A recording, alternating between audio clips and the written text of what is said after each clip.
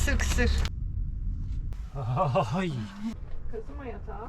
Ya şu kayanın güzelliğine bakar mısın ya? Şansımıza bu ay o da denk geldi. Evet. Başka yerlere gittik onu. İşte lahmacun yok mu falan diye. Bu fiyata kiralık ev yok. Hesaplar, kitaplar, hesaplar, kitaplar. Evet, size bu ayın başlarında, hemen şöyle dönelim. Size bu ayın başlarında bir maliyet videosu çekeceğimizden bahsetmiştik. Bu ay ne kadarlık alışveriş yapmışız, neye ne kadar harcamışız, faturalar ne kadarlık yol yapmışız, ne kadar mazot harcamışız, işte Max'in mama ayı geldi, Max'e ne kadar harcama yapmışız, hepsini tek tek hesaplıyoruz. Ay başından beri bu hesabı tutmadığımız için Gülden garibim sabahtan beri böyle bilgisayar bir yandan, telefon bir yandan, defter bir yandan uğraşıyor. Ay ama ay başından beri tutmaya gerek yok. Biz zaten hep banka kartıyla alışveriş yaptığımız için her şey orada yazdığından dolayı Her şey ortada. ekstra yazmadık. Zaten belli masraflarımız var. Yani bazen ekstralar çıkıyor. Onları dökümünü aldım ekstrayı. Şimdi deftere geçiriyorum ki detaylıca bilgilendirebilelim. Evet, şimdi deftere geçiyoruz. Evet. Şimdi bir dakika, bir de Tolga falan var orada. Ay, dur şurayı kapatayım. Bak ya. Gözükmesin. Açık verdin direkt. Açık verdim direkt. Yalnız not defterinde eski notlar kısmında yazmaya başlamıştım. Aha. Şimdi listeye şöyle bir bakınca eski notların en baş cümlesi, yani not adı olarak kaydediyor ya, şey Aha. yazıyor, ne yapsak da boş yazıyormuş. Ne Baksana. yapsak da boş. Şöyle yapayım, aşağısı gözükmesin. Neyi yazdıysam daha önce, ne yapsak da boş diye başlamış oradaki cümle. Acaba ne yazıldı oralara? Nota önceden ne yazıldı acaba? Ha, bir yorum vardı ya, o yoruma cevap vermek için kopyalamıştım. Ha, Şimdi hatırladım. enteresan yorumlarımız var Bazı bizim. uzun yorumları böyle akılda tutup cevap yazamayınca not defterini alıyorum, orada yazıyorum, oradan aktarıyorum. Bu arada geçtiğimiz günlerde dehşet bir fırtınaya yakalandık. Bulunduğumuz bölgede. Normal şartlarda dalgaların patladığı yerde deniz ama dibimize kadar geldi. Hatta dün akşam şu setten aşıp yürüyüş yoluna kadar geldi. Evet. Bu ayın en çok masrafını Max'e yaptık. Yani market alışverişini saymazsak Max gerçekten bu ay zirve yani. Yani bu ay zirve. Biraz abarttık aslında bu ayki Şu harcamaları. 4 litrelik zımbırtı tamamen Max'in ödül mamaları, kemikleri, farklı mamaları, bisküvileri, biftekleri, ne ararsan var bunun içinde.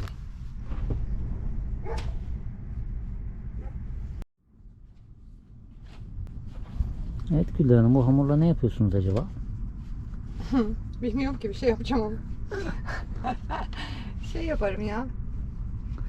Aylık mutfak masrafına katkı. Evet, hamur işi yapıp satıyoruz. Evet. Gözlememsi bir şey yapacağım. Geçenlerde yapmıştık ya gözleme. Evet, onun minyatürü. Mini boylarını yapayım dedim, böyle büyük yapıyoruz ya. Mini gözleme. Mini gözlemeler. Tombul sigara böreği de diyebiliriz. Böyle gözleme gibi biraz büyük yapacağım. Tombul sigara böreği. Öyle Evet, de olabilir. sigara böreğine yeni bir ad verdi Gülden Hanım. Tombul sigara Ay, böreği. sigara böreğini böyle minik sarıyoruz ya, incecik parmak Evet. gibi oluyor. Öyle değil de böyle bu. Paçanga böreği var. Paçanga böreği gibi böyle şu kadar. Şey, bu sigara değil, kalem böreği bu. Kalem mi? Çizim kalemi böreği. Kalem kutusu böreği bence daha doğru bir tabir olabilir. Kalem kutusu Ha, gibi öyle- olacak öyle çünkü büyük yapayım. dikdörtgen. Büyük. O kadar büyük yapmayacağım ya. Az büyük yapacağım. Az büyük. İşte beni de şüphelendirdin. Ne yapacağım? Ne yapacağım ben? Sonra yanına da bir kısır yaparız. Oo, karavanda kısır. Evet. Yani böyle marketlerde alışveriş yaparken özellikle hep taze marul bulursak o zaman yapabiliyoruz. Evet. Manav denk gelmediği için bence güzel olur. Bence de. Almışız yeni marketten. Öyle işte, böyle karışıklı kuruşuklu, salamlı sosisli falan, öyle bir şeyler yapacağız.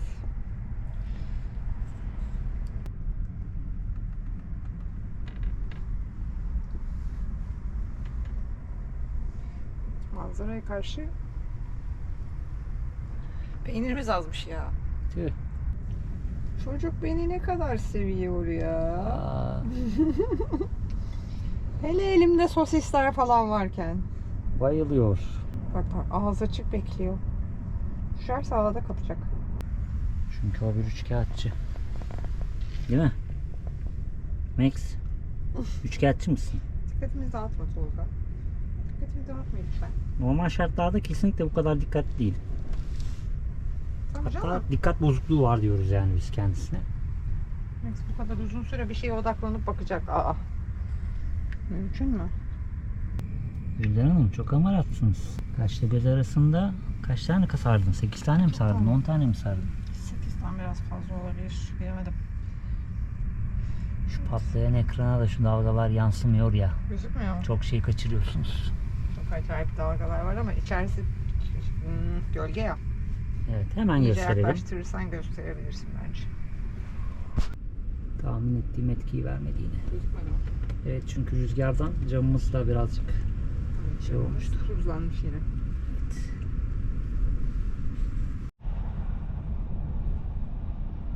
O mavi bidon bizim değil bu arada. Abi bir daha mı geldi böyle? Evet, yandaki amcanın mavi bidonu.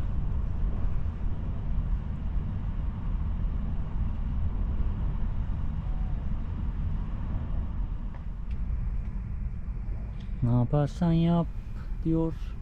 Aşk yine yap. Evet o kadar aşkla yapıyorum ki şöyle dik yapabilme şansım varken ben niyeyse böyle kendimi böyle buluyorum. Ondan sonra sırt Ondan ağrısı. sonra belim ağrıdı diyorum. Niyeyse buradan göremiyorum sanki. Sanki göremiyorsun Gülden. Niye eğiliyorsun acaba o kadar? Hiç. Bulaşık yıkarken de yapıyorum ben aynı şeyi. İşte nasıl kendinize ağrı enjekte edersiniz işte böyle. Evet, börekler tamamsa sırada Yemekler tamamsa bulgurun... bulgurun diyorum ya. köftelik vurdu. Neydi? Ne bu? Ne yapıyoruz? Ne bu? Ne yapıyoruz bebeğim? Şey kısır kısır. Kısır bulguru. Kısırın bulgurunu yapıyor. Haşlayalım ki demlensin o arada. Sonra içini doğrarız. Yeter bize bu kadar. Şimdi ben bunu bol bol yapacağım. Herkese dağıtacağız herhalde. Amcaya veririz.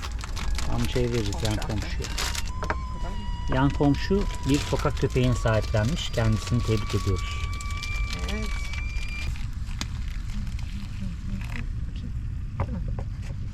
Tam 0-0 gibi.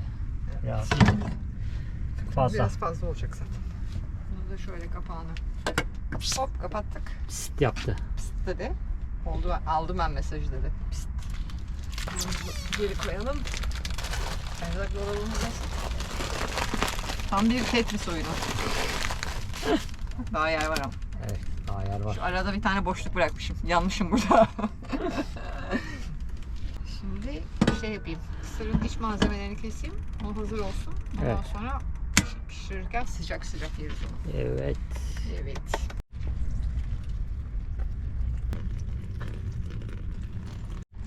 Marulları tek tek yıkıyoruz ki arada minik sürprizlerle karşılaşmayalım.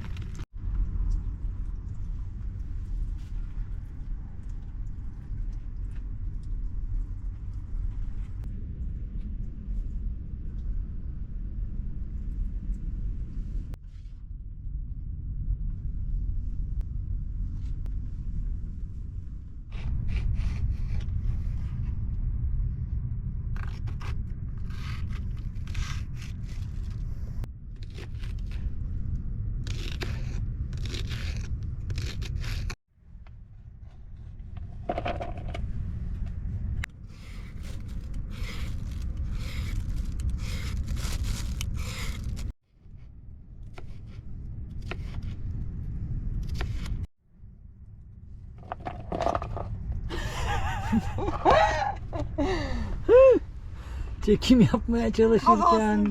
çekim kazası yaşadık. Yapayım bir daha yapayım bir daha. Bir de.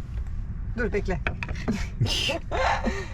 Şeye sığmayanları da koyayım da. Ben buraların hepsini koyacağım. Bunun da farkındasın değil mi? Kesmeyeceğim yani buraları. Tabii ki ne zaman bir yeri kesecek desen sen koyuyorsun zaten. Yapacak bir şey yok.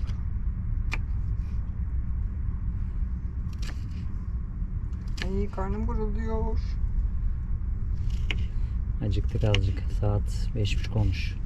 Ben de başladım Allah'tan. Evet. Hadi yapıyoruz bir daha. Bir daha. Ahenkle dökülürlerken çek. Onlar da Dökülürler. aşkım olmuyor iş ya. Bize göre değil öyle şey.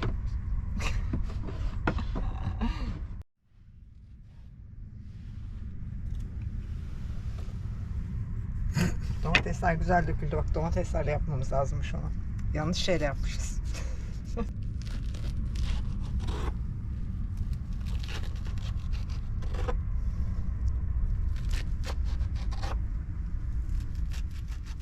Şimdi ben böyle oturduğum yerden video çekiyormuşum gibi oluyor ama şöyle oturduğum yerden video çekiyormuşum gibi oluyor ama aslında oturmuyorum. Çünkü çalışıyorum ben de bir yandan. Bir yandan ben de çalışıyorum. Tabii ki. İş paylaşımı. Kiminde de oturuyormuş diye. Hiç. Max gibi yapmıyorum en azından. Ay. Şuradan salçamızı alalım artık. Evet, şimdi kısırın en can alıcı noktası. Turşumuz da var kısırın içine. İstiyorsan koyabiliriz. Niye konulmaz mı? Konulmaz mı? Konulur da ben zaten limonlu yaptığım için. Ay. Tamam neyse.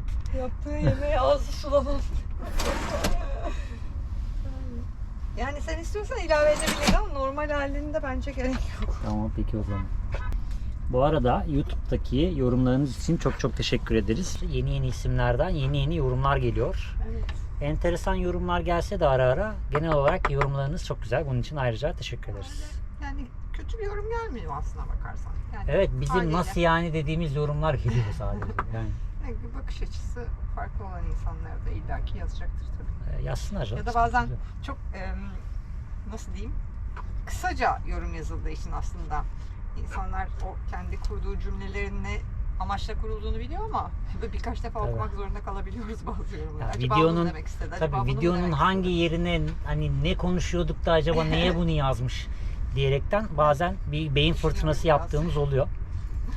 Hatta bunu sosyal medyada diğer sayfalarda da paylaşıp bizim kendi sayfalarımızda da paylaşıp ya acaba ne demek istediler deyip Yani fikir evet, aldığımız bazen bile çünkü oldu. gerçekten anlaşılmaz, yani anlaşılamıyor haliyle. Çok net şeyler Evet. olmadığı zaman.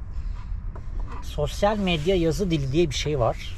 Kısa yazıyorlar her şeyi ve yazdığı şeyin anlaşılmasını bekliyor. Bu da Yani biraz normalde enteresan. herkes konuştuğu gibi anlatamayabiliyor kendisini. Evet. maalesef. Belki birebir konuşsak mimiklerle vesairelerle daha farklı. Mesela ben yazarken iyi anlatırım kendimi. Ben hiç anlatamam. Çok ifade kullanırım, çok detaylı anlatırım belki o yüzden. Ben birebir göz teması kurmam lazım karşı tarafla. Bu arada kısırımız ne alemde? Şişmiş mi arkadaşlar? Şişmiş. Şimdi salçasını yediriyorum bir güzel.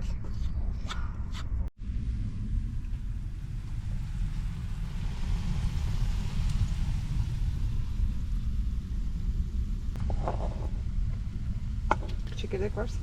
Çekirdek bir şey olmaz. Gelse kesin bana gelir.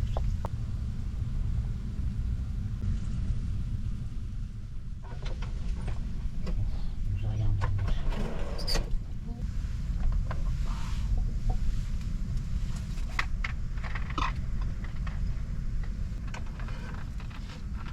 Matım efsane oldu ha. Diyorum. Bir ıslak mendil almam.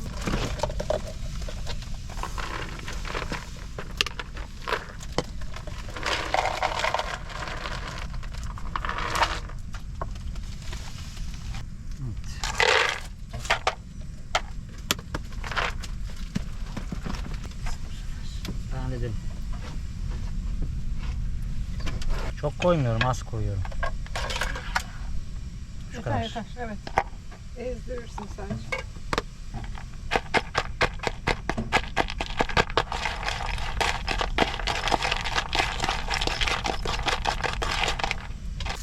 O zaman bir Evet. tabağın yüzüne bakmayan Max. Bekle. Bana bak. Bana bak. Hayır. Bana bak. Hayır. Hayır. Bana bak. Gözler. Max. Aferin. Çekseydik keşke orayı. Ya işte çekemedim. Yakalayamadım ben Hazır de. dikkatimi toplamışken. Evet. Onda neden yapıyoruz Max'e? Belli bir kontrol altında olması için herhalde sanki. Bilmiyorum, öyle yapıyoruz işte. Ben de bilmiyorum tam neden yaptığımızı. İzin açıkçası. istesin diye. Evet, her gördüğü şeye saldırmasın. İzinsiz bir şey yemesin. De yiyor. İşte oralı değil yani.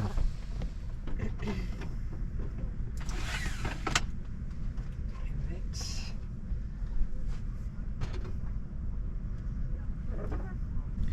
Tolga komşumuza kısır götürdü. Biz de şöyle yanaşalım. Hadi bakalım. Haydi buyurun. Buyurun Teşekkür buyurun. etti. Hatta. Rica ederiz ne demek. Hatta. Yavaş, aferin Şunu sana. alayım yine. Next aşağı in. Kaç. Aşağı. Kaç. Evet. Tertemiz yiyelim hemen. Eh. Şarj fena istiyor. Evet. De şimdi kışıyor bugün. Evet, bu akşam 3 derece diyor ya. Belki sobayı yakarız. Belki yakarız. Evet. O zaman hazırlanalım. Şimdi tabii biz yemeğimizi yedikten sonra ne var? Yemeğimizi yedikten sonra büyük an. Hesap kitap işleri. Kasım, değil mi? Kasım ayı. Evet, Kasım ayında. Kasım ayında ne kadarlık bir harcama yapmışız? Mazotumuz ne kadar tutmuş? Max'in yemek mamaları ne kadar tutmuş? Yemek mamaları. İşte maması, ödül maması vesairesi. Ondan sonra Tüm bir ay boyunca harcadığınız tüm paracıklar. tüm paracıklar. Bakalım ne kadar tutmuş Evet. sonra. Yemekten sonra inşallah. Şimdi bir de şöyle, şimdi biz biliyorsunuz çalışmıyoruz, bunu her videoda söylüyoruz. Ve biz bu parayı nasıl karşılamışız? Ondan da bahsedeceğiz size. Evet, ne kadar kazanmışız, ne kadar harcamışız. Evet. Hadi Tamam, bakalım. önce yemek yiyelim, kafamız çalışsın, sonra hesap Ondan kitap yapalım. O zaman yemekten sonra görüşürüz. Mix'i dışarıdan getirdik, halimizi görüyorsunuz. Ya akşam Aa, bir şey güzel. oldu. Bir şey oldu havaya. Al, al, al. Gündüz güzeldi de 3 derece gösteriyor. çok soğuk. Neyse ki montlarımızı çıkartmıştık. Evet. Oy. Ay. Evet, bu haylar ve hoylar sobanın yakılacağı anlamına geliyor. Evet. Sobamızı yakalım artık bu akşam çünkü gerçekten soğuk. Evet, şimdi sobayı yakmak için şuralarda ufak bir güncelleme yapmam gerekiyor benim. Şu arkadaşı şöyle alıp şuradan şöyle alıyorum. Şöyle saralım. Evet, kapının arkasında olmaması lazım. Hemen yerleştireyim. Evet. Max otur orada. Otur orada. Soba yansıtıcılarımızı buraya yerleştirelim. Bunları yani arka cam mozaik aslında ama koymasak da olur. Ama biz her ihtimale karşı bunları koyuyoruz. Ne olur ne olmaz. Ne olur ne olmaz. Güvenli olsun. Kafamız rahat olsun her şeyden önce. Onları da yerleştirdik. Ondan sonracığıma sonrasında bana bir tane çakmak lazım. Hazır. Hazır. Anam bir şeyin üstüne oturdum.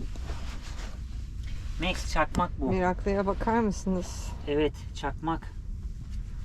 Oh. Hazır mısınız? Biz hazırız. Yakından. Vay be. Sonunda sobayı da yaktık. Evet. Vatana millete hayırlı olsun. Sonunda sobamız da yandı. Ya kaç aydır böyle geziyoruz biz? Bilmiyorum ki geçen kıştan beri dolu onun için. Vallahi. Fark ediyor musunuz bilmiyorum. Yaklaştırayım da göstereyim. Bu soba tütmüyor mu falan diye soruyorlar ya. Cam şu anda camı komple açık olmasına rağmen dışarıya gelen bir duman yok fark Evet. ettiyseniz. Derken duman geliyormuş. Yok Yalnız. normalde de böyle. Direkt bacaya doğru gidiyor duman. Max şömine keyfine geçti hemen. Bakayım. Ateşi Şimdi görünce hemen sobanın önüne kapatabiliriz yerleşti. artık. Evet. Ve soba manzaramız. Anam çok güzel oldu.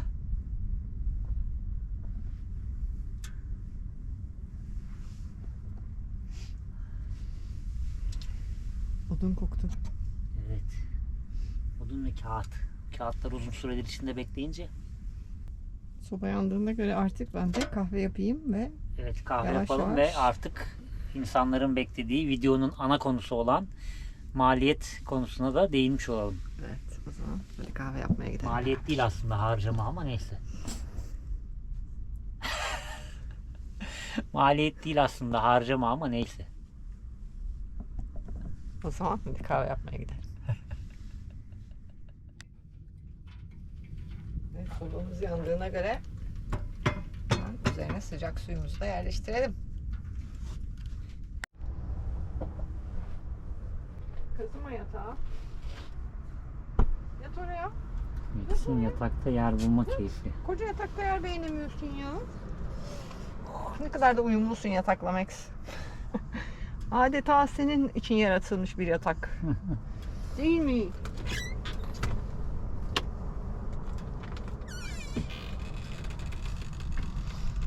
Üçkağıtçı. Ha, nereye yatacağına karar veremiyorum.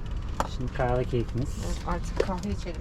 Bu arada komşumuzdan Evet. nar ve elma geldi. Kısır ve mektup böreği gönderdik. Mektup yollayınca. Ondan da nar ve elma geldi.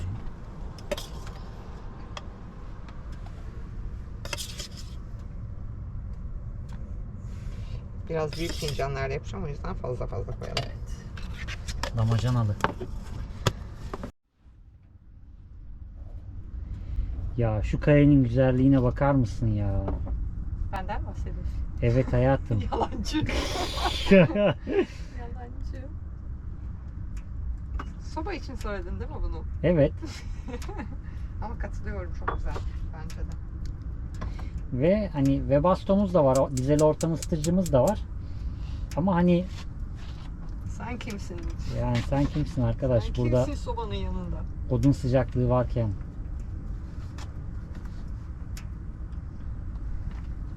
Ay be, kaç aydır şunun hayaliyle yaşıyorum ya. Vallahi iliğim kemiğim ısındı. Ya bu akşam bu kadar soğuk olmasaydı yine yakmazdık ama gerçekten Evet. dışarısı soğuk. Bir şey diyeceğim. Evet. Şimdi biz maliyetten konuşacağız ya, harcamalardan bu ayki. Evet. Şuraya buzdolabının önüne otursak, şu açıdan çekse. Buzdolabının önüne otursak o açıdan çeksin. He, Nasıl? çok güzel görünüyor bak şu an. Ha, yere mi oturacağız Evet. aşağıya? Ha, paramız bitti, sürünüyoruz mu odada? Aslında uyumlu olur. Neredeyiz? Bağdaş falan kurarsak olur.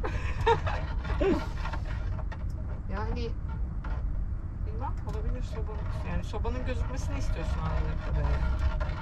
Vallahi Sen bilmiyorum. güzel görüyorsun o açıdan. Ben şu açıdan çok güzel görüyorum. Evet, bizim yerde oturuyor olmamız sanki Koca karavanda yer kalmadı da yerde oturuyorlar. deneme yapayım. Yap bakayım. Ay, Allah rızası için. Vallahi çok güzel oldu bence. Ben de bir şuraya oturayım, oradan görürüm sobayı. Ama ha, tabii ben göremiyorum buradan. Sen Orada göremem. gözükmüyor diyecektim. Küçük ekranda görüyorum hemen. Ha, beni mi yiyorsun acaba diyecektim. Kahve taşacak. Kahve taşacak, çabuk. Oyalıyorsun. Oy, ateş gibi bir şey var mı ya? İyi ki icat edilmiş. Ateş gibi bir şey var mı ya diye bana soruyorsun sandım. Ateş ne yapacaksın ki? Yanıyor soba. Ateş bence medeniyetin başlangıcıdır ateş. Evet. Ya elektrik falan pasafiso yani, bence ateş her şey. Elektrik ateşten binlerce yıl sonra bulunduğu için. Ama anne. Tabii ki öyle ama medeniyet ateşle mi geldi? Evet.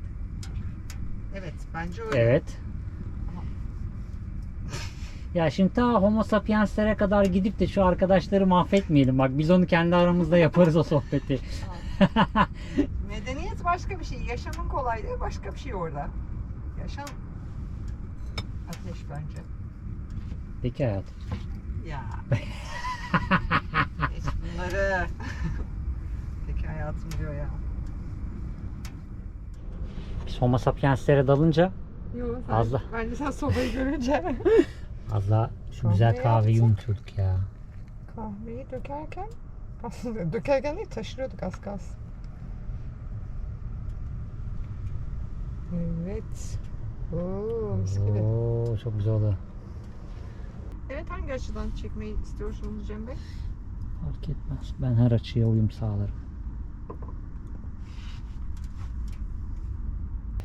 Kahvelerimizi alabiliriz. Kara kaplı defterimizi alabiliriz. Bunu sana vereceğim. Hadi gel bakalım. Bu arada şu anda karavanın içi kış modu. Kış modunda masayı genelde yemek sonrası atıyoruz sağa Evet. sola. Yani yemek yemediğimiz zamanlarda ya da bilgisayarda iş yapmayacaksak böyle geniş geniş rahat rahat oturuyoruz. Çünkü masa varken genelde Max yayıldığı için bize Evet, ufacık bize yer çok ufacık yer kalıyor. O yüzden çok rahat edemiyoruz. Evet, hemen gel. Bu tarafa gel. Orada şey var, kahveler var. Gel yanıma. Buraya. Max koca gün uyumadığı için çok uykusu var ve Evet, ne yat yapacağını bakalım. şaşırdı garibim. Yok bir şey bak. Biz bir yere mi gideceğiz, bir şey mi yapacağız, bir şey mi yiyeceğiz? Kafayı yiyor. Evet. Ya bir şey yersek o yatarken. Evet. Değil mi çocuk? Tamam, hadi yat oraya. Kahve içiyoruz biz. Evet, şimdi sevgili dostlar, sevgili bizi takip eden, bizi yorum ve beğenileriyle destekleyen güzel insanlar. Birkaç video önce, daha doğrusu bu ayın 2. ya da 3. videosunda biz sizlere bu ay ne harcadık, nerelere ne kadar para verdik, bir harcama masraf videosu yapmayı planladığımızı söylemiştik. Evet. Biz şu anda bakıyorum hemen. Kasım'ın ilk haftasındayız. Bir defa market alışveriş yaptık. Dün yaptık. Bir defa Ama o market alışverişi denmez ona. Ekmek. Fark etmez, masraf. Şeyi düşündüm. Bundan sonraki, yani bu ayı tamamlayınca bu ay maliyet videosu çekelim. Çekelim. Tamam. Ona göre fişleri, şeyleri. Tamam. Kasım ayındaki bütün fişleri toplayalım. Mazot harcarsak mazotu da Evet, toplayalım. şimdi- Ayın son videosu o olsun dedi Gülden de. Öyle bir teklifte bulundu. Evet. Okey dedik. Ayın son videosuna geldik. Bugün an itibariyle ayın 27'si, yani son gün, son raddeye kadar bu videoyu hazırlamadık. Evet. Ondan sonra bugün ayın 27'si. Son bir market alışverişimizi yaptık. Evet, o da bugün yapıldı. Yani ayın 1'ine kadar yapabileceğimiz hiçbir market alışverişimiz yok. Evet, harcama Suyu- yapmayı planlamıyoruz yani bu Evet. 3 gün içinde. Ekmeğimiz dahil. Evet. Hatta şöyle bir faturamız aslında gelmedi ama her ay gelen düzenli bir fatura, onu da dahil ettik yani. Aynen. Aslında ay bitmiş gibi hesap ettik yani. Evet, o da Çok pardon. evet. Ay, şu aklıma takılıyor şimdi unutmadan. Tamam. Şu gözüküyor olabilir. Musluğun Tamam. ucu. Çünkü ekrana yakında. Hah. Yani ayın 30'unda gelecek olan bir modem internet faturamız var. Sabit internet faturamız var. Onu da dahil ettik. Ondan sonra hepsini bir toparladık. Harcamış saydık onları da yani. Evet. Normalde bu ay bizim için ekstra diyebileceğimiz şey Max'in mamasıydı. Çünkü Max'e biz 15 kilo mama aldığımız zaman takribi 2,5-3 aya yakın gidiyor değil mi? 3 ay hatta. Mamanın şeyine göre, kalitesine göre daha az yiyor ya, bazılarında Evet. gramaj. Ona göre değişiyor durum ama genelde 2-3 ay civarında mama almıyoruz. Yani bir kere alıyoruz, 3 ay kullanıyoruz bitene Evet. kadar. Şansımıza bu ay o da denk geldi. Evet. O mamada denk geldi ama yine işte bildiğiniz gibi Kasım ayı indirimleri internette ve tüm alışveriş mecralarında olduğu gibi orada bir güzel bir indirim yakaladık. Aslında ondan avantajlıyız yani. Evet, çok ciddi avantajlıyız. Onun haricinde Gülden'in size bahsedeceği diğer şeyler, Max'e alınan diğer şeyler hediye gibi düşünebiliriz aslında. Normalde bir mama fiyatına biz yanında işte kemiğini de aldık. Sütlü kemik, Evet. kemirme kemiğini aldık. Bir Ödül sürü mamaları farklı ödül aldık. mamaları aldık falan. Onlar bedavaya gelmiş oldu yani. Biraz kârdayız bu ay. Şöyle direkt maliyete başlamadan önce şeyi söyleyelim önce. Biz hep anlatıyoruz videolarda. Mazot olayını nasıl çözüyoruz? Hani en büyük masraf mazot. Az kilometrelerle yolculuk yapıyoruz. Bunu birçok videoda, birçok konu içeriğinde anlattık. Hemen araya gireyim. Fark ettim. Şimdi sen buna başlamadan önce videoyu bizim ilk defa videomuza denk gelenler için ben ufak bir bilgilendirme geçeyim hemen. Biz ikimiz de çalışmıyoruz. Makrame üreterek internette ikinci el satış uygulamalarında kendi motosiklet kıyafetlerimizi satarak çok uygun olduğunu bildiğimiz ürünleri alıp onları da satarak geçiniyoruz. Evet, kendi ekipmanlarımız derken bu arada hiç kullanmadığımız, sıfır etiketli, yeni aldığımız ekipmanlar vardı işten ayrılma sürecince ya da motor kullanırken diyeyim daha doğrusu. İkimiz de motorcuyuz bu arada, onu söylemeyi unuttum. Şuradan da görür arkadaşlar. Yani Gülden de motorcu, ben de motorcuyum. Zaten ikimiz de ayrı ayrı motorcuyken tanıştık. O ayrı bir video konusu olabilir. Ve işte hep kullandığımız için, yani yazda, kışta kullandığımız için ekipmanlarımızı ve ekipman işi yaptığımız için aynı zamanda ekipmanlarımız yedekli, stoklu. Devam edebilirsin. Yedekli, stoklu ve iyi durumda ekipmanlardı. Malum pahalı ürünler. İyi bakıyorduk ekipmanlarımıza. Sonra motorculuğu bırakınca biz bu elimizdeki ailelerimizin evinde dolapta duran ekipmanları da satılığa çıkarttık. Çünkü motora binme gibi bir durumumuz yok Max'ten dolayı artık. Ve yine hep şey diyorlar bize. Açacak var orada. Ya baktım da bulamadım. Da açtım zaten. Motorcusunuz, niye bir ufak scooter alıp işte kısa mesafeye markete, bakkala falan gitmiyorsunuz diye çok soran oluyor. Biz öyle motorcu değiliz. Evet, yani biz... Yani markete gitmek için motor kullanmak bizim motor kullanma tarzımız değil. Biz motoru uzun yolda kullanmayı, büyük motor kullanmayı ve keyifle viraj yapmayı seviyoruz. Mesela örneğin motorcular daha iyi bilir, anlar bu tabirleri. Yani oraya gidip gelelim diye aman hani bir motora binelim, bir skutura binelim, o bizim motor aşkımızı köreltecek bir şeymiş gibi hissediyoruz ikimiz de. O yüzden skuter kullanmıyoruz. Evet. Bir de şöyle bir şey var. Şimdi ikimiz de full ekipman giyen insanlarız. Hani full ekipmansız hiçbir yere hareket etmeyen insanlarız. Ondan sonra şimdi 2 kilometre ötedeki markete gitmek için çizmesinden eldivenine ben bütün ekipmanları giyip 2 kilometre gidip 2 kilometre geri geleceksem oraya bana yürümek daha mantıklı geliyor. Hiç olmazsa spor yapmış oluyorsun böyle. Aynen öyle. Beraber yürüyerek gidiyoruz. Tabii. Ve aynı zamanda kısa mesafe kullanacağımız bir motosiklet için yine hani bizim o kadar. işte keyif alacağımız motosiklet kullanım tarzı olmamasına rağmen varsayalım ki aldık ve kullanıyoruz. İkimiz de ekipman taşımak zorundayız yanımızda ve Tabii. o full ekipman maalesef 2 kapılı bir dolap lazım. Karavanda öyle bir yer yok. Neyse. Çok başka yerlere gittik konu. Konu yine gidiyor Motoru, başka yerlere. Biz ikimiz de motoru çok özledik bu ara galiba. Konu hep motora dönüyor çünkü. Yani o ekipmanlarımızı satıyoruz. Ara ara satılıyor yani en azından. O ikinci el uygulama sitelerine satıyoruz. Haliyle elimizde çok var bu ürünlerden. Onlardan bir gelir elde ediyoruz. Makromeler. Şu ara satamasak da. Evet, bu ara çok durdu makromeler. Evet, çok makromelerden bir gelir elde ediyoruz. Aynı zamanda da sanırım 2,5 ay falan oldu. Artık YouTube'dan para kazanmaya başladık. Henüz hiç para almadık bu arada. Sadece biriken parayı görüyoruz orada. Ve her videoda oradaki biriken kısım, yani her videoda kazanç kısmımız artıyor. Bu da ayrı bir keyif veriyor aslında bize. Evet. Çünkü hani görüyorsunuz işte 1000 izlemeler, 2000, 3000 izlemeler civarında daha olmasına hani 5000 izlemeye geçmişliğimiz yok. En yüksek şu anda 3300 galiba. Güver uçurumu videomuz. Ondan sonra en yüksek videomuz o. Biz YouTube'da sponsorlu gönderi çıkmıyoruz. Sizin karşınıza şans eseri denk gelirsek denk geliyoruz. Ama siz bizim videomuzu ve bizim içeriklerimizi beğenirseniz, bizi beğeneceğini düşündüğünüz arkadaşlarınıza yönlendirirseniz videolarımızı, doğal olarak bu bizim çok fazla insanın karşısına çıkmamız anlamına gelir. Evet. Bize bu şekilde de destek olabilirsiniz ayrıca. Karıştırmayalım. Geçelim mi ufak ufak? Bence de geçelim. Değil mi? Çok konuştuk. Motora girdik, her yere gittik. Evet. Neyse. Mazottan bahsediyordum ben bir ara. Videonun başında bir mazot diyordum. O zaman ben hemen devralayım orayı. Biz Bak sen alınca dağıldık az önce. Ona göre yok bu sefer toparlayacağım sen oraları hazırlarken.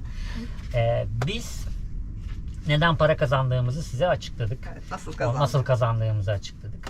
Ondan sonra bu değişken bir tablo, sabit bir gelir olmadığı için rakam vermiyoruz orada. Her ay değişiyor çünkü. Sabit kimi zaman çok az kazanıyoruz, kimi zaman gayet güzel gelirler elde edebiliyoruz.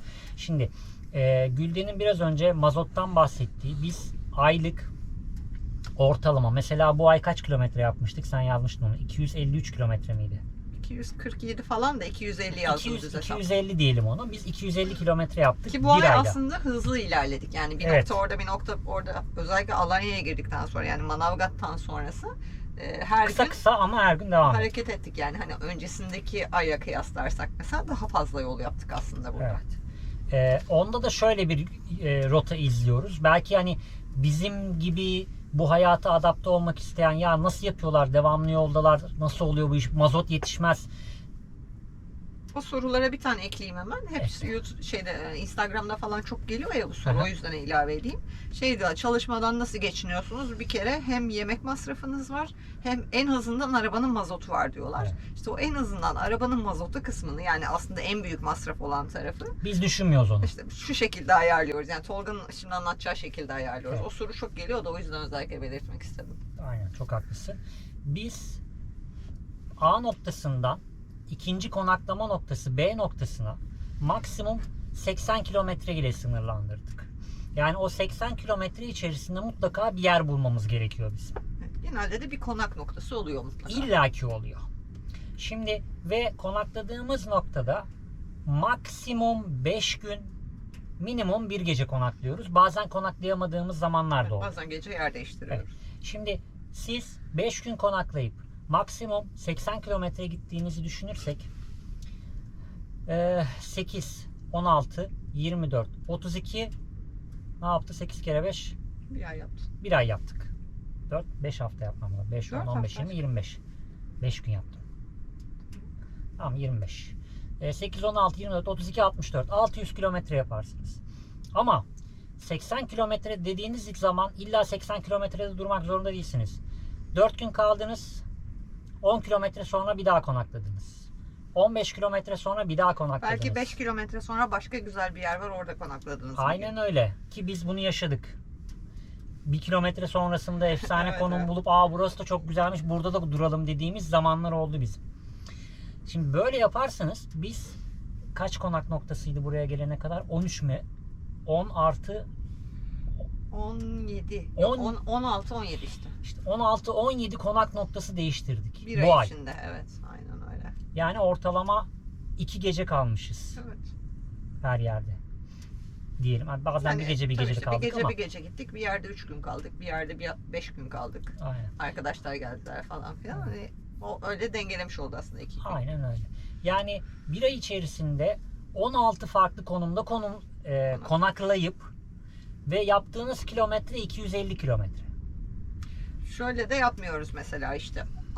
Manavgat'tan Alanya'ya geldik. Evet, 80 kilometre sınırlar çerçevesinde ama biz geçtiysek eğer geride gitmek istediğimiz bir yer varsa geri dönmüyoruz. Evet. Çünkü o yolu bir daha ileriye gitmek zorundayız. Ona göre planlı gidiyoruz. Yani bir sonraki rota üzerindeki bir sonraki noktada görmek istediğimiz yeri görüp sonra ileriye doğru devam ediyoruz. İleriye gittik. Geri Ama geldik. nasıl olsa yakınız, geri gidelim, sonra tekrar gideriz yapmıyoruz. Çünkü 20 Evet. kilometre geri gidiyorsak 20 kilometre daha tekrar ileriye gideceğiz ve 40 kilometre 40 kilometre zararınız oluyor bu durumda.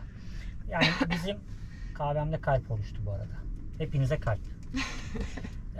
Bizim hareket olayımız bu şekilde devam ediyor. Ve 16 konak noktasına karşı 250 kilometre müthiş bir değer. Bu araçlar bir depoyla ortalama 1000 kilometre yol yapıyor.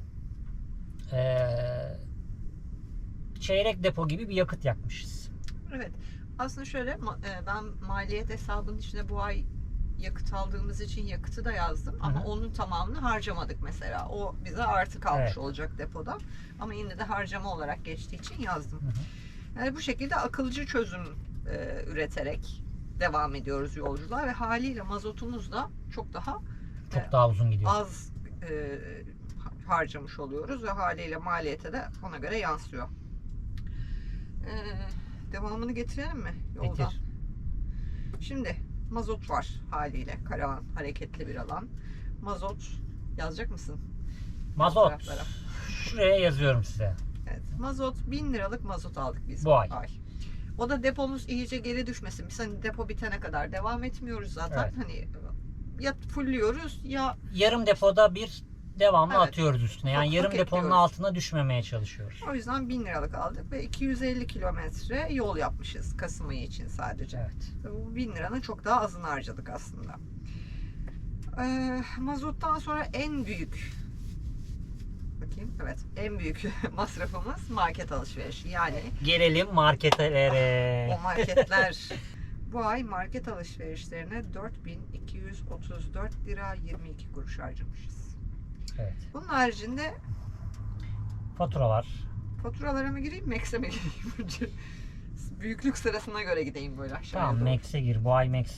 Bu ay Mahvetti Max bizi. için 1274 lira harcamışız. Farklı farklı pet shoplara gezdik. Mama Evet. aldık. İşte öteki abur cuburlarını aldık falan. 1274 lira Max'e harcamışız. Tabii bu her ay Max'e harcanan meblağ değil. O mama Max'e 3 ay gidecek. Onu 3 aya Bir böldüğümüzde saniye. Bunun içinde Max'e boyun tasması, market alışverişinin içinde boyun tasması ve şey de mi var acaba?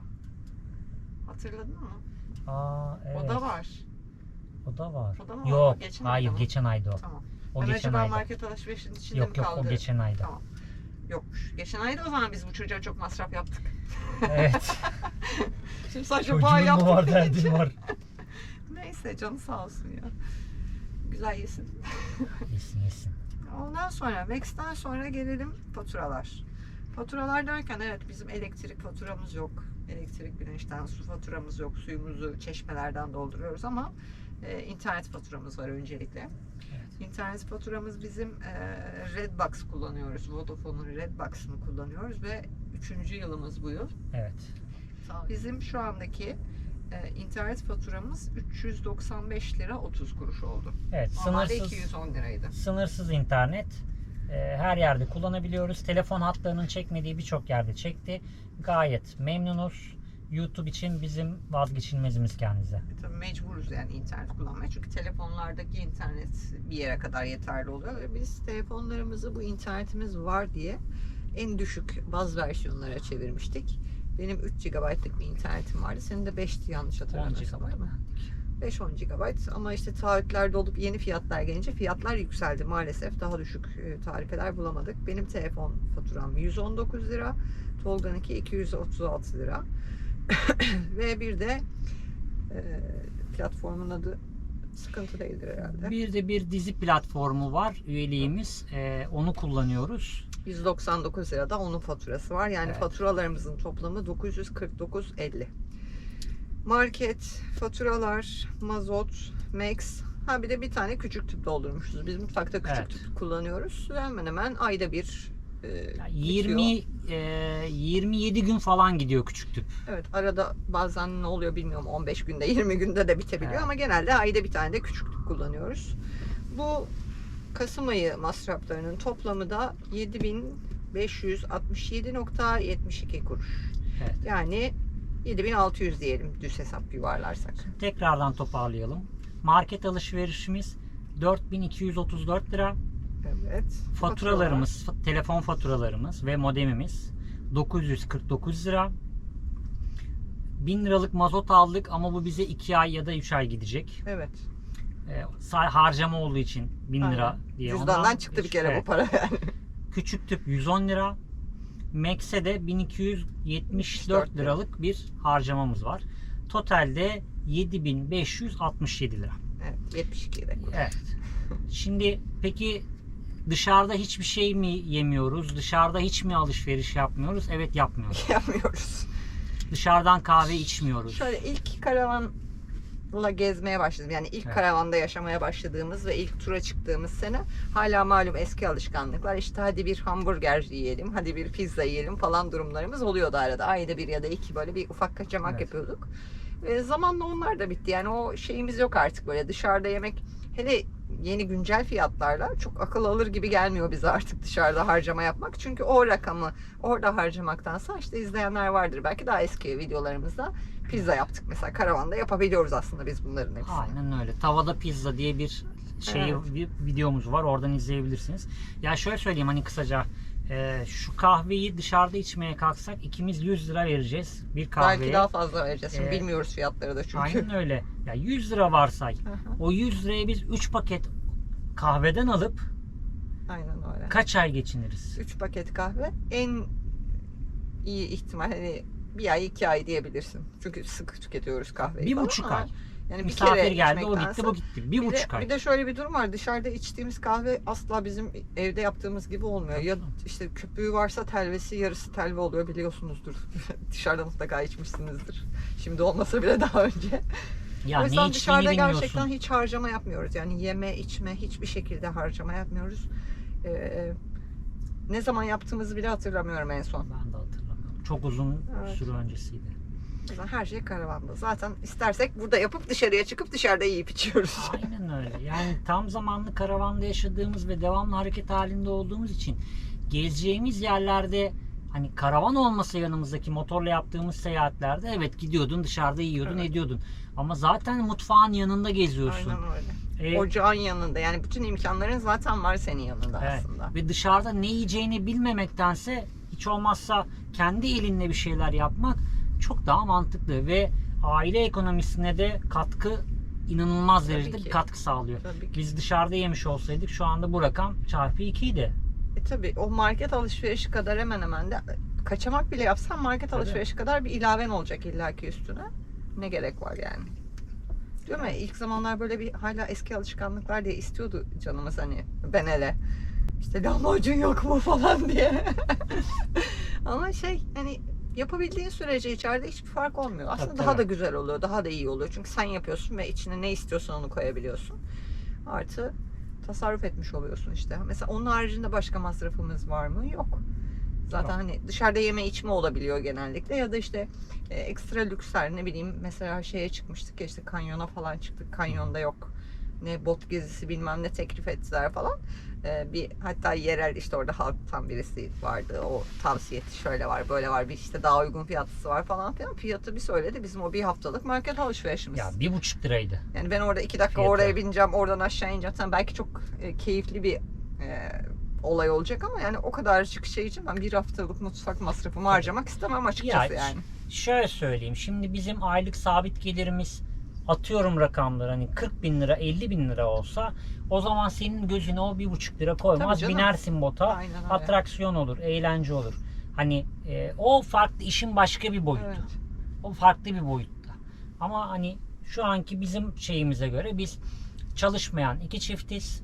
Kendi el emeğimizi üreterek bir çiftiz pardon. Kendi el emeğimizi üreterek bir şeyler döndürmeye çalışıyoruz. Bir çorba kaynatmaya çalışıyoruz. YouTube buna ufak da olsa bir çorbada tuz kıvamında şu anda bir katkı sağlıyor. İnşallah sizin de desteğinizle bu daha da ilerilere gidecek. Ve bizim kafamızdaki ve aklımızdaki düşünce şu: biz Türkiye'yi gezmek istiyoruz. Evet. Sabit bir noktada kalmadan devamlı hareket halinde olup biz ülkemizin güzelliklerini gezmek ve gezerken de gezip gördüğümüz yerleri sizlere de göstermek, sizlere de aktarmak istiyoruz. Hani biz bu amaçla yola çıktık ve bu amaçla yola çıktığınız zaman da kalkıp da öyle lüks diye tabir edebileceğim, şahsım adına lüks diye tabir edebileceğim harcamalar yapmaktan kaçınıyoruz. Evet. Siz de bu şekilde davranırsanız işte aylık 7.000 lira gibi bir rakama telefon faturalarınız da dahil olmak üzere hareket halinde farklı noktalarda konaklayabilirsiniz. Bir ay gibi bir sürede 16 tane konak noktası gerçekten efsane. Ve 250 kilometre. Evet, ve 250 kilometrede. Evet, biz şimdi karavanda yaşıyoruz ve geziyoruz, işte paylaşım yaptığımızda bizi tanımayan insanlar da denk geliyor ve işte bazen yorum yapıyorlar, işte o ne güzel yaşıyorsunuz, geziyorsunuz falan, işte para olmadan yapılmaz bu işler falan gibi yorumlar geliyor. Ben direkt kısaca açıklama yapıyorum. Geziyoruz ama işte Antalya'dan kalkıp da Kars'a gitmiyoruz bir anda ya da işte bir o şehirden o şehire gitmiyoruz. Hep örneklendirirdik az önce de zaten, işte kısa mesafelerle ufak ufak yol alıyoruz. Ve hep insanlarda şey algısı var, işte karavanda yaşayan ya da gezen insanlar için. Pardon. Bilmeyenler şöyle düşünüyor, ya karavanları işte oraya da gidiyorlar, orada da geziyorlar, orada da harcıyorlar falan. Hani böyle bir lüks algısı var. Aslında bir evde yaşıyor olsaydık şu rakamla mümkün değil geçinemezdik Yok. biz evde yaşarken. Çünkü kiram var, işte doğalgaz fiyatları kim bilir ne halde şu anda.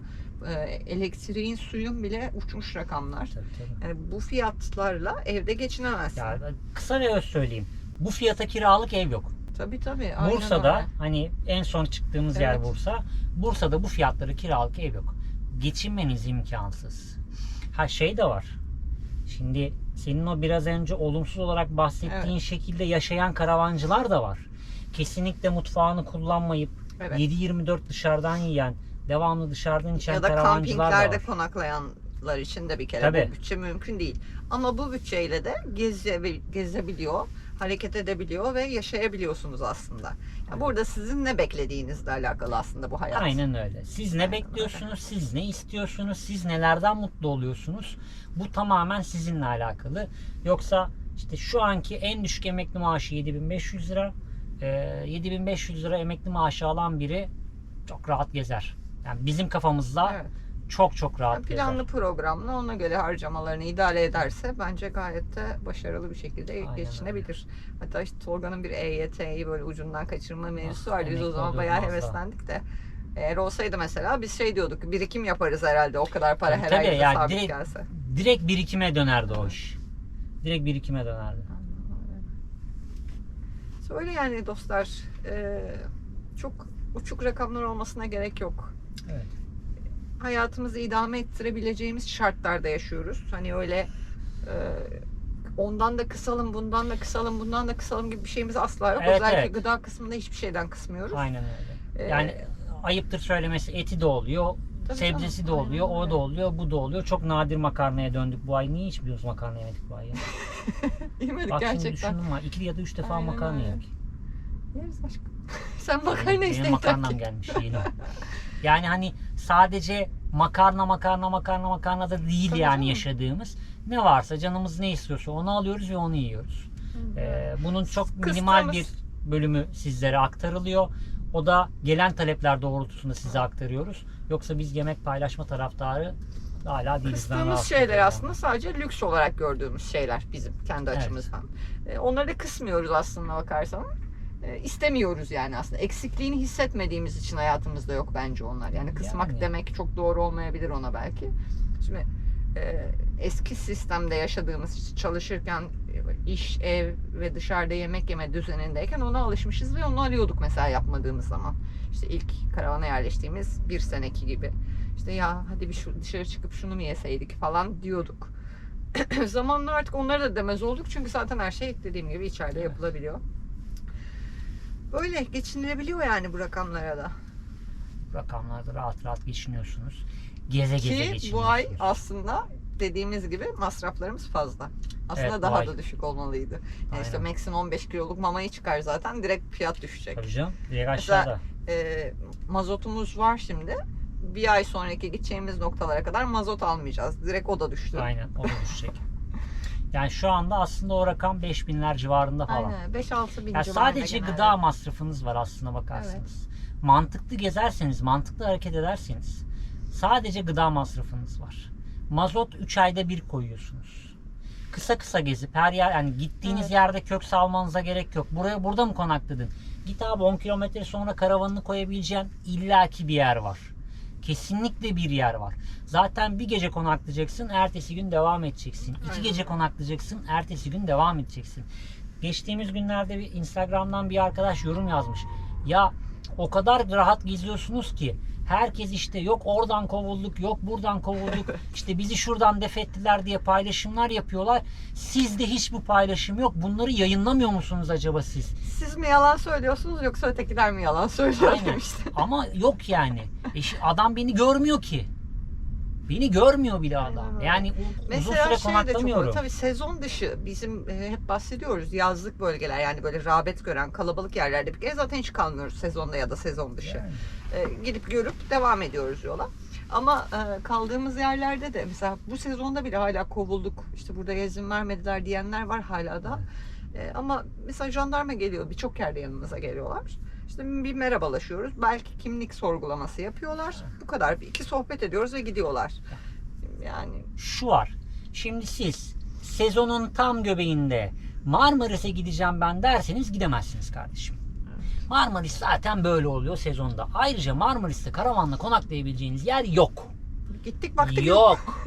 Marmaris'te yok. şeyler var. Kaş'a Hani gittiniz. Burun tarafında koylar vesaireler var ama yazın O oralarda hep başka. Hani kalabalık Marmaris yine. merkez Aha. o bizim şeyin Aynen. orada yok. Kaş'a gittiniz.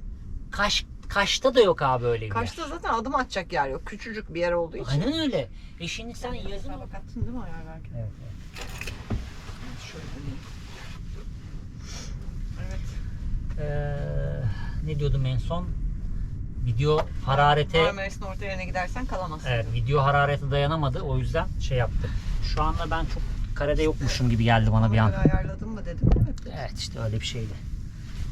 Yani hani işte öyle sezonda tüm özgürlükler karavancılara ait olmadığı için öyle her yerde konaklama gibi bir şansınız yok. Deyip orayı hemen kısa tutayım.